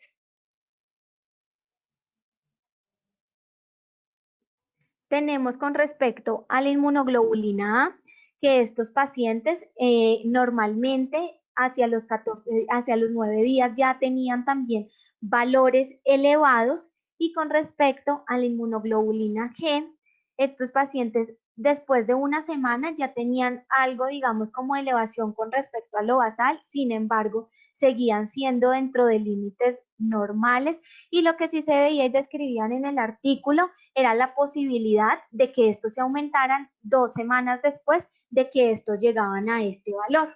Entonces, digamos que estos niveles de inmunoglobulina van a constituir una de las herramientas diagnósticas más importantes en el momento de que nosotros vayamos a decir, junto con la clínica, que un paciente tiene infección por Mycoplasma pneumoniae. Con respecto a la biopsia, en realidad no se realiza de manera rutinaria en estos pacientes, puesto que el examen histopatológico no puede distinguir de manera confiable esta patología con las que ya hemos hablado del Steven Johnson, de la necrosis epidérmica, del eritema multiforme. En caso de que nosotros hiciéramos una biopsia, el paciente le tomaran la muestra para biopsia, lo que nosotros debemos hacer es incluir en esta biopsia una inmunofluorescencia directa, puesto que estos pacientes, unos de los diagnósticos deben ser con enfermedades ampollosas autoinmunes, como lo son el pénfigo paraneoplásico, y esto nos va a ayudar, pero en realidad debemos llevarnos que estos pacientes no debemos realizarles biopsia. ¿Cuál va a ser el manejo general? Entonces, digamos que el manejo general no está tan establecido, han dado pautas con respecto al manejo, pero lo que hay que tener claro es que estos pacientes requieren un manejo inicial adecuado en el que nosotros podamos garantizar que podemos mirar los criterios para severidad, que requieran instancias en unidades como cuidados intensivos y algo muy importante que no se nos debe olvidar por todas las imágenes que hemos mostrado es que estos pacientes requieren un manejo adecuado del dolor con dosis analgésicas necesarias para lo que el paciente necesite para estar tranquilo. Por ende, en realidad no hay una pauta que nos diga qué analgesia nosotros debemos utilizar, pero lo que sí es tener únicamente en cuenta los antecedentes y podemos adaptarnos a nuestros protocolos de manejo del dolor local. Entonces, en manejo general, lo primero que debemos tener es el cuidado con los líquidos, debemos ajustar los aportes basales, debemos ser estrictos con la medición de los electrolitos para mirar la necesidad de tener que reponer porque estos pacientes se deshidratan por estas lesiones orales. Debemos evaluar poner una sonda nasogástrica para nutrición en algunos pacientes por estas costras hemorrágicas que tienen que no les permiten ingerir los alimentos ni líquidos y se ha estimado que aproximadamente un 4% de estos pacientes van a requerir apoyo nutricional. Lo segundo que vamos a manejar son las lesiones orales. Entonces ya vimos las características de estas lesiones. Se ha establecido que estos pacientes se les puede realizar manejo con gasa con solución salina, también gasa empapada con vaselina. Los pacientes que presenten lesiones en las comisuras, estos pacientes se hablan de poner, gasas con vaselina. Y en los niños que son mayorcitos podemos utilizar enjuagues bucales que pueden estar conformados por anestésicos, corticosteroides, antibióticos y antiácidos, obviamente en aquellos niños que tengan la capacidad de hacer buches y escupir. De igual manera se ha hablado del uso de dexametasona en enjuagues, sin embargo no es tan frecuente y no las guías que tenemos actualmente en todas lo sugieren. Con respecto al cuidado de los ojos, entonces, como ocurrió con nuestro paciente, estos pacientes se debe hablar, y dirigir un manejo con oftalmología de manera inicial. Lo que nosotros podemos hacer es en realidad el uso de lubricantes oculares, y adicionalmente estos pacientes hay que tener en cuenta que pueden generar un compromiso de conjuntiva tan severo que requieran realizar inclusive injertos en casos descritos. Con respecto a los cuidados de la piel, entonces pues va a depender también del grado de afectación cutánea que tengan los pacientes y lo que podemos hacer es mantener las áreas limpias, cubiertas con vaselina. Se ha hablado del uso de emolientes. En general, desbridamiento no es necesario, sin embargo, con los criterios de severidad, pacientes con lesiones extensas, ampollosas que llegan a denudar piel, van a requerir el ingreso inclusive a unidad de quemados. por lo que digamos este sería un caso extremo no tan frecuente, pero hay que tenerlo en cuenta. Y con respecto a las lesiones urogenitales, se puede aplicar igualmente vaselina. Se habla también la posibilidad del uso de corticosteroides tópicos como lo de la triamcinolona al 0.1% y debemos ser muy enfáticos, como ocurrió en el niño, en evaluar el globo vesical, gasto urinario, porque estos pacientes por dolor hacen retenciones urinarias y debemos evaluar la necesidad de una sonda Foley e inclusive, como ocurrió, requerimiento de cistostomía por cirugía pediátrica.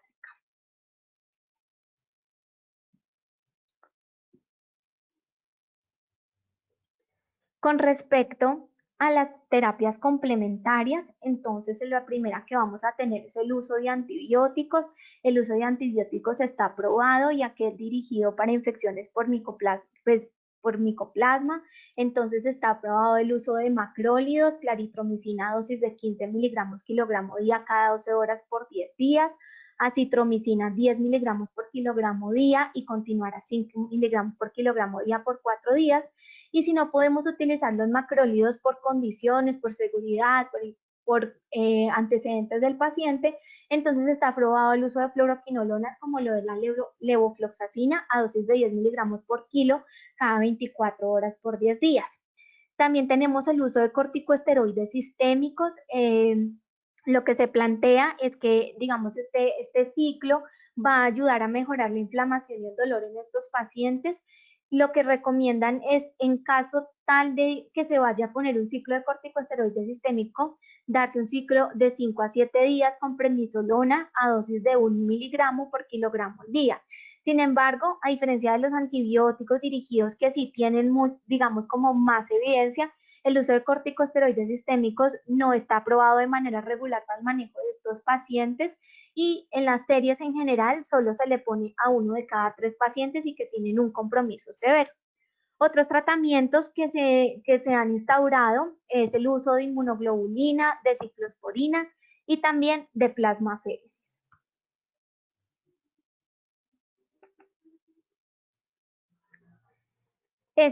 Digamos, es una cohorte de 32 pacientes, pues acá también lo que podemos ver son una serie de características clínicas de las que ya hemos hablado ampliamente, principalmente hombres, síntomas prodrómicos, afectación oral y conjuntival y serologías positivas en el 100% de los casos, pero ya enfocados en las terapias complementarias y tratamiento, que es lo que estamos hablando.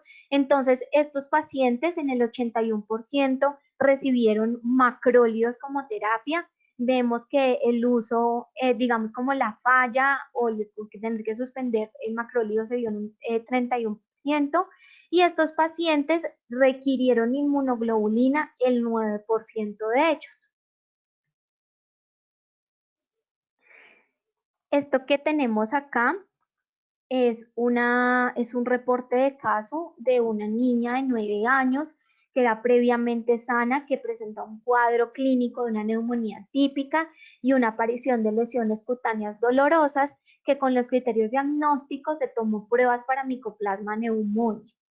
Estas que son las imágenes que reporta el caso, son las lesiones que presentaba la paciente, describen que se dio manejo con macrólidos. Sin embargo, la paciente no presentaba mejoría, persistían muy dolorosas y muy sintomáticas, por lo que se estableció en esta paciente dar dosis de inmunoglobulina diaria de 0.5 gramos por kilo intravenosa por 4 días. En este reporte de caso hablan que posteriormente a estos 4 días la paciente presentó mejoría de estas lesiones. Entonces, ¿cuáles van a ser los diagnósticos diferenciales? Creo que pues ya los hemos dilucidado durante pues toda la charla. Entonces tenemos el eritema multiforme, tenemos el síndrome de Stevens-Johnson principalmente asociado al uso de los fármacos, la gingivoestomatitis herpética dado las lesiones ulcerativas de encima y mucosa oral que presentan, la enfermedad de mano, boca, pie por las lesiones que son lesiones vesiculares y erupciones, pero que ya hablamos que normalmente son lesiones que resuelven prontamente, y una patología de la que no hemos hablado, que es el pénfigo, paraneoplásico. El pénfigo paraneoplásico en realidad es un trastorno ampolloso autoinmune que se encuentra en pacientes principalmente con un síndrome linfoproliferativo.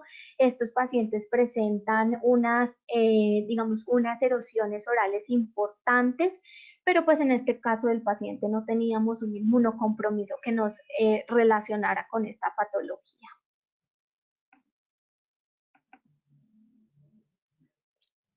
Acá tenemos pues estas tablas que nos hablan un poco de cómo se ha intentado diferenciar la mucositis del espectro del Steven Johnson, principalmente dado por el Steven por los casos del consumo de fármacos, por la afectación que tiene y porque en realidad tienen mejor pronóstico que cuando un paciente nosotros lo diagnosticamos con mucositis por Mycoplasma pneumoniae. ¿Cuál va a ser el pronóstico de estos pacientes? Entonces, generalmente estos pacientes tienen un pronóstico bueno, la mayoría se van a recuperar por completo con un 8% de recaídas, que hay que ser enfáticos en decirle esto a los familiares. Tenemos que se asocia con una tasa de mortalidad muy baja. En la cohorte más grande, que fue la de 202 pacientes, la mortalidad fue del 3%. Sin embargo, se describe que esta mortalidad fue, digamos, en los inicios que se empezó a describir la asociación de del micoplasma con las alteraciones cutáneas, por lo que se estima que la mortalidad actual es mucho más baja. Tenemos que estos pacientes van a tener secuelas mucocutáneas en el 10% de ellos, con alteraciones pigmentarias, complicaciones genitales y oculares. Estos pacientes pueden desarrollar sinequias, hasta en el 9% de los pacientes pueden generar o pueden tener caída de las pestañas, entonces hay que estar muy pendiente de esto.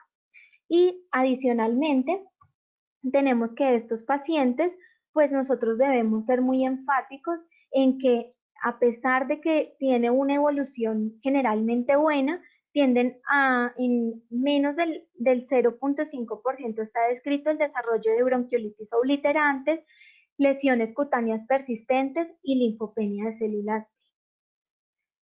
¿Cuál va a ser entonces el seguimiento que nosotros debemos hacer cuando estos pacientes ingresan de nuestros servicios? Entonces va a estar dado en función de las secuelas con las que queden.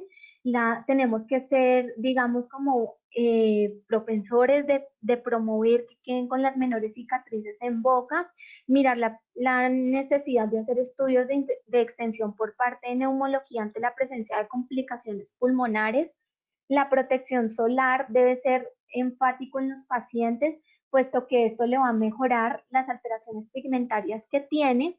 Debemos desmontar la oxigenoterapia, pues conforme el paciente nos lo vaya permitiendo, y hacer énfasis en el 8% que tienen riesgo de recaída para que los papás puedan consultar de una manera temprana ante la sospecha de la recurrencia de la enfermedad.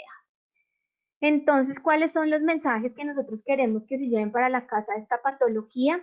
Es que es una enfermedad que afecta principalmente a niños y pacientes jóvenes, siendo más común en hombres.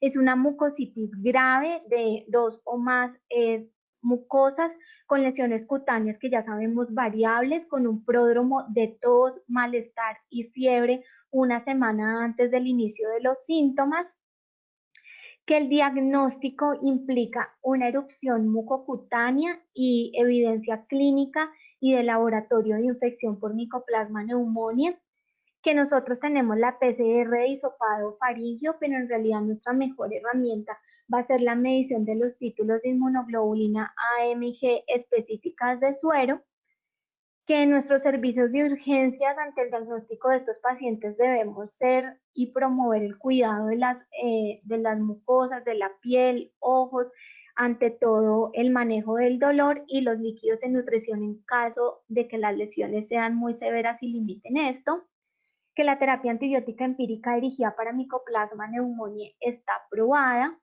y que los corticoides sistémicos, digamos que no nos pueden ayudar en las afectaciones extensas en ciclos cortos con prednisolona. Esta es, digamos, lo que nosotros teníamos preparados y quedamos atentos a cualquier comentario por parte de ustedes. Muchísimas gracias.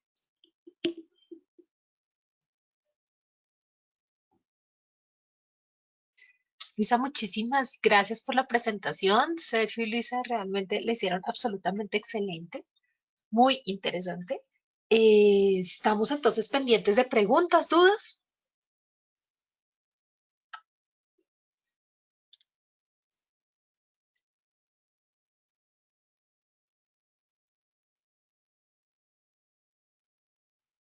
Comentarios.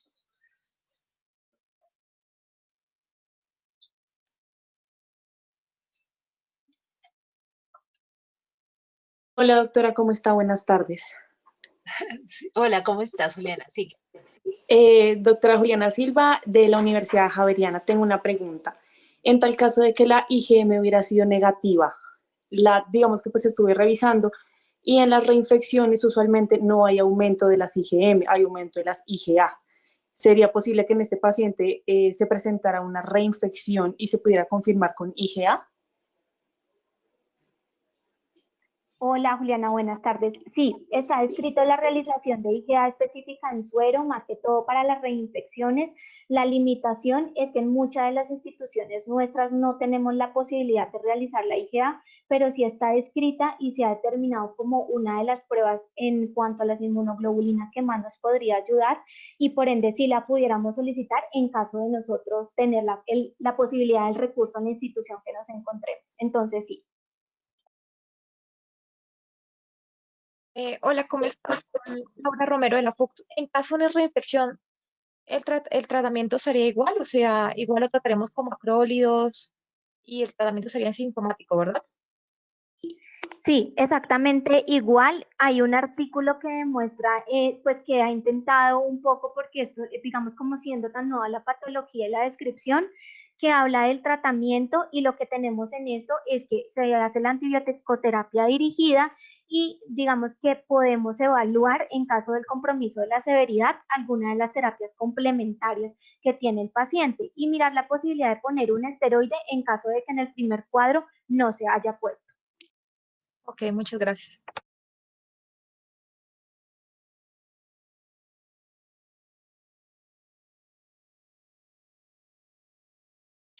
Luisa o Sergio, ¿tienen algunos datos epidemiológicos? ¿Qué tan frecuente se ha identificado, no tanto en la mortalidad, que nos lo dijiste bastante claro, sino en la morbilidad?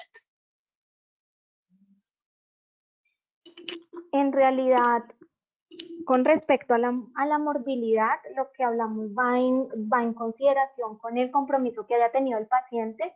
Entonces, pues la morbilidad aproximadamente es en un 10% que presentan complicaciones generales y menor del 1% la morbilidad para patologías graves por esta mucositis. Muchas gracias.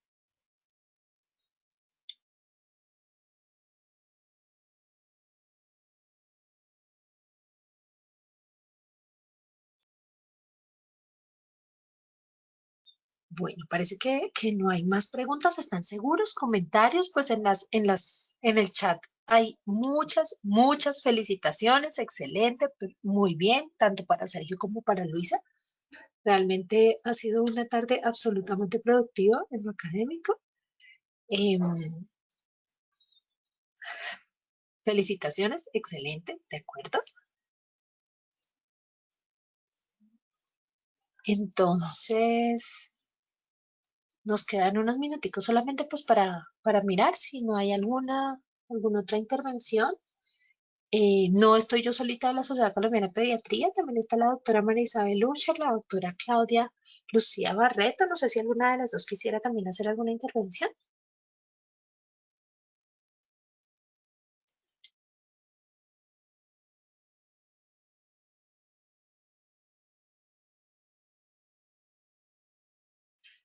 Parece que no. Bueno, de verdad, muchísimas gracias, Luisa, muchísimas gracias, Sergio, muchísimas gracias al programa de la Universidad del Bosque, de la Fundación Universitaria Sanitas, tanto por el envío del caso como por el desarrollo de la sesión. Los invitamos a todos ustedes a las próximas sesiones de nuestros seminarios de webinar. Son los jueves de 6 a 8, de 6 de la tarde a 8 de la noche. ya vendrá la programación de octubre, que seguramente nos la van a compartir próximamente, y como ustedes también han venido recibiendo información sobre el Congreso de la Universidad de La Sabana, que será sobre adolescentes, entonces también están bienvenidos. Y como aquí quienes están en su mayoría también son residentes, les cuento que el pleno, que lo vamos a realizar el próximo 23 de octubre, durante todo el día. Entonces, recibimos trabajos de todas las universidades, y esos trabajos pues claramente los vamos a poner y los vamos a compartir eh, en, en nuestra sesión de ese día. Así que también están invitados cordialmente para esa sesión, y próximamente les estaremos enviando el programa, porque ante la cantidad de trabajos el tiempo se hace absolutamente rígido y estricto. Entonces se los acompañaremos. William Niño les escribe que les gustó mucho, que se abordó todo, que fue muy claro y que una patología tan poco frecuente como se cree, eh, lo que permite que llegamos a la meta de esta reunión. ¿Algún otro comentario?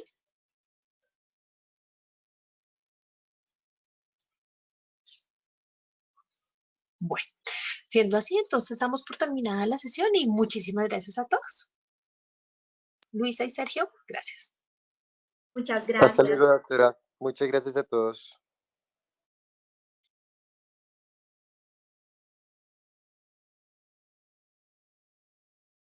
Sandra y María Elena, muchas gracias por el apoyo.